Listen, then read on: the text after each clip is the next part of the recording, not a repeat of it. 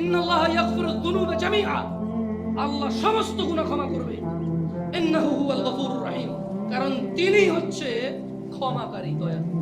তুমি কি ওই যে পতিতালয়ের মহিলা, তার চাইতেও খারাপ যে কুকুরকে পানি পান করিয়ে জান্নাতের বিষয় জেনে গেছে? আমাদেরকে আল্লাহ নবী সাল্লাল্লাহু আলাইহি ওয়াসাল্লাম জানাইছে তার বিষয়, যে সে জান্নাতে প্রবেশ করবে। সে কি ছিল? পতিতা। কি ছিল? কি ছিল? তুমি কি তার চাইতে খারাপ মনে করবে? যে আল্লাহ পতিতা কুকুরকে পানি খাওয়াইলে সন্তুষ্ট হয়ে জান্নাত দেয়, যে আল্লাহ 99 জন লোককে হত্যা করার পর যে বলছে ক্ষমা নাই, তাকে হত্যা করছে, এরপরেও মনের ভিতরে কেমন জ্বালা যন্ত্রণা যে আমি কোথায় গেলে মাপ পাবো, কেমনে আমি মাপ পাবো, এই যে মনের ওর এই যে দ্বিধা দ্বন্দ্ব, যে আছে তো একজন বিচার করে ফেলবে, মাপ না পেলে কি হবে, কে করবে মাপ? আল্লাহ তার জন্য যে জমিন তুমি এক চুল নাড়তে পারো না, আরে নাড়বা কেমনে? ওই প্লেটে টিনে রেখেছে, দেখছো? বলতেছে যে ঢাকা শহর খালি করো, 24 লাখ মানুষ মারা যাবে, এত মানুষ মারা যাবে, ওই মাটি কি আল্লাহ কাছে?